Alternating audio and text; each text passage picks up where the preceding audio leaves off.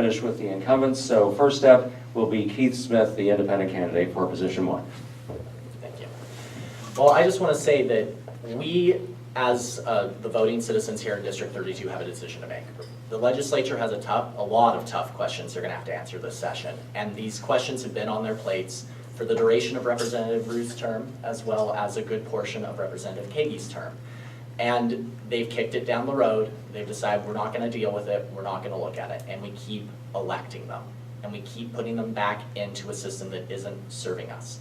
It goes back to this idea of populism.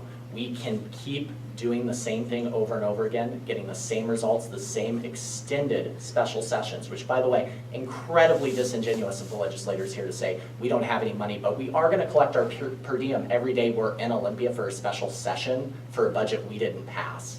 So if we want to sit here and we want to do the same thing over and over again and get the same results, keep squeezing on the middle class, keep having a broken transportation system, keep having an education system that puts out citizens who aren't ready to succeed, citizens who our children's test scores actually have been declining over the last 4 years.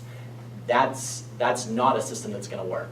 And we can decide that we want to keep doing that and keep having the same problems, or we can take a stand now and say, it's time to get new faces in there, new ideas. Experience is just another word for stale. The same stale ideas and the same stale solutions. We need new faces, new ideas. Al Rutledge. My opponent indicated tax increases. I'm getting back to public education. This is the biggest problem we have coming with the state. It's how to solve the problem. I already mentioned that to you. By having tax increases, you're asking people, homeless people, for example, to cut their Medicare down, cut their food down, cut other items down, because they got to pay more taxes for homeowners. Right now, there's going to be 3 issues on the ballot for tax increases. Now, we're talking today here about raising taxes. It's not going to fly. It's not going to go. I want to make sure everybody understands that my opponent here mentioned one of the things to do with raising taxes, and you cannot raise no more taxes, period. And one of the issues that I forgot to mention on the school district was the turned rubber at the Edmond School District. I was just a volunteer people there that went on that, and that issue is not done yet for athlete kids playing on the ball field. So, but my main issue is public education. We got to get that thing solved, and that's where we got to go with. So I need your vote. Cindy Ryu, and having been a business owner, local business owner, as well as president of the local Chamber of Commerce, I know that the middle class, my customers were mostly middle class, and the working people were and still are the engine of our economy. And so we have to have well-paying jobs, of course.